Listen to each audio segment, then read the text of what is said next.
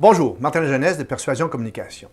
Maintenant, je vais vous donner un exemple concret de ce que c'est de faire du coaching dans une situation de commerce de détail. Alors, premièrement, vous décidez quel petit pas vous décidez de coacher. Aujourd'hui, je décide de coacher l'accueil du client, petit pas, arrêter son travail, aller vers le client tout en lui souriant et en lui disant bonjour, d'une façon à inviter la communication dès que le client rentre dans son environnement. Alors, premièrement, vous observez votre employé, vous voyez qu'il ne fait pas exactement ce que vous lui avez demandé de faire, vous décidez, parfait, comment est-ce que je vais le coacher? Vous avez deux choix dans cette situation-ci. Premier choix, je le coach façon de faire, c'est-à-dire je lui dois lui montrer vraiment ce que je désire qu'il fasse, ou façon d'être, il doit changer son attitude. Ce n'est pas la même chose. Alors, façon de faire, c'est plus simple. Vous allez voir votre employé, vous lui dites « Voici ce que j'ai observé, très important. Voici ce que je te demande de faire. » Et vous le faites vous-même. Vous pratiquez l'action vous-même. Ensuite, vous demandez à votre employé de le faire lui, avec un confrère, avec un client peut-être, ou même avec vous. Une fois que c'est terminé, vous demandez à votre employé s'il a bien compris. Mais voici comment vous devez le faire. Vous devez demander à l'employé comment il voit cette action dans la journée aujourd'hui ou en fin de semaine lorsqu'il y a beaucoup de monde. Est-ce que ça va être facile ou difficile? Dépendamment de sa réponse, vous allez voir si l'employé a bien compris votre demande. Si vous dites tout simplement oui ou non, n'oubliez pas de rajouter « pourquoi ».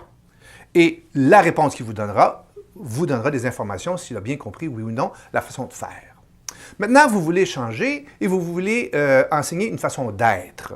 Mais là, c'est plus compliqué car c'est des changements d'attitude. La grosse différence est celle-ci.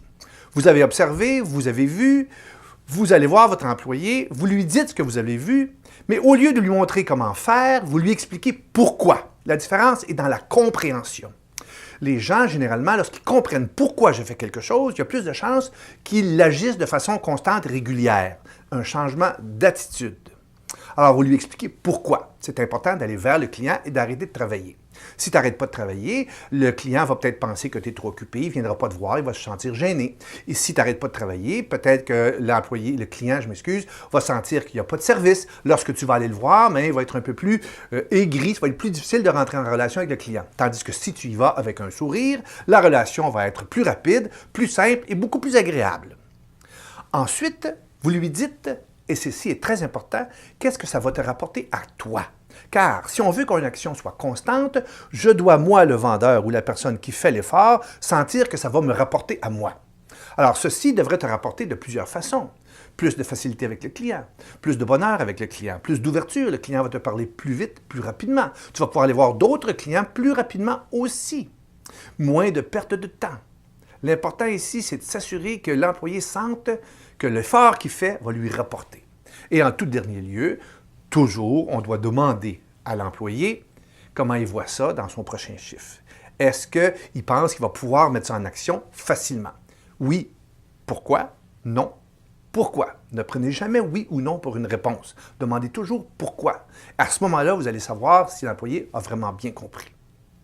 Lorsque l'employé agira, il faut faire un suivi. Alors, je vais te voir demain pour en discuter ou après-demain pour en discuter. Alors, voici la base du coaching. C'est bien entendu qu'il faut dire à l'employé s'il fait bien son travail, qu'il l'a bien fait. Si vous vous apercevez qu'il n'a pas très bien fait, il faut faire un suivi et recommencer. Bon coaching!